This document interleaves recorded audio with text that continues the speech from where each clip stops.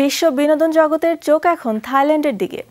একই দিনে ঘটেছে দুটি বড় আলোচিত ঘটনা। একদিকে একটি জনপ্রিয় মিডিয়া গ্রুপ প্রতিষ্ঠানের গ্রুপ ফটো বিতর্ক, অন্যদিকে আন্তর্জাতিক বিউটি প্যাজেন্ট মিস ইউনিভার্স থাইল্যান্ডের বিশেষ ইভেন্ট বাতিল, যেন এক উভয় সংকটে থাই শোবিজ দুনিয়া। একটি সাধারণ গ্রুপ ফটো, আর তা থেকে তোলপাড় থাইল্যান্ডের বিনোদন অঙ্গন। দেশটির স্বনামধন্য মিডিয়া প্রতিষ্ঠান GMTVর আয়োজিত এক অনুষ্ঠানে নারী শিল্পীদের হাঁটু গেড়ে বসানো নিয়ে উঠেছে তীব্র বিতর্ক। সামাজিক মাধ্যমে এখন চলছে আলোচনার ঝড়। সম্প্রতি রাজধানী ব্যাংককে অনুষ্ঠিত টিকটক অ্যাওয়ার্ডস থাইল্যান্ডে GMMTVর নতুন গার্ল গ্রুপ ফেলিসকে কোম্পানি গ্রুপ ফটোতে হাঁটু গেড়ে নিচে বসতে বলা হয়। অন্যদিকে পুরুষ শিল্পী ও কর্মীরা দাঁড়িয়েছিলেন পেছনের সারিতে।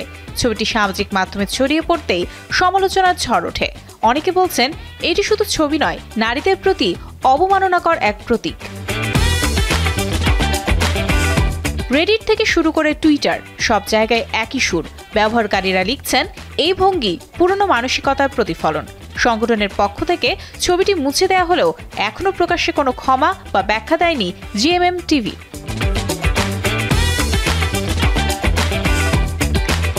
এদিকে থাইল্যান্ডের আয়োজনের কথা ছিল মিস ইউনিভার্স থাইল্যান্ডের একটি বিশেষ অনুষ্ঠান top 10 special dinner and talk show, কিন্তু আয়োজনের মাত্র কয়েকদিন আগেই বাতিল ঘোষণা আসে।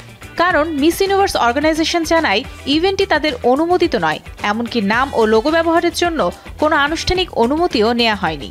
এই ঘোষণা আসতেই স্পন্সররা সরে দাঁড়ায়, আর আয়োজকরাও ইভেন্ট স্থগিতের ঘোষণা দেন। অন্যদিকে একই সপ্তাহে মিস ইউনিভার্স মঞ্চে দেখা গেছে বিতর্কের ঝড়। নির্বাহী কর্মকর্তা নাওয়াত ইটসারাগ্রিসিল প্রকাশ্যে মিস মেক্সিকো প্রতিযোগী ফাতিমা বোসকে অপমান করেন, যার প্রতিবাদে অন্য প্রতিযোগীরা মঞ্চ ছেড়ে বেরিয়ে যান। এ ঘটনায় পরবর্তীতে ওই কর্মকর্তাকে দায়িত্ব থেকে অব্যাহতি দিয়েছে মিস ইউনিভার্স কর্তৃপক্ষ। তবে একই সাথে প্রশ্নও তুলেছে সবাই, কতটা সম্মান ও পেশাদারিত্ব রক্ষা করা হয় এই বৈশ্বিক প্রতিযোগিতায়। Mario Sen, showbiz tonight.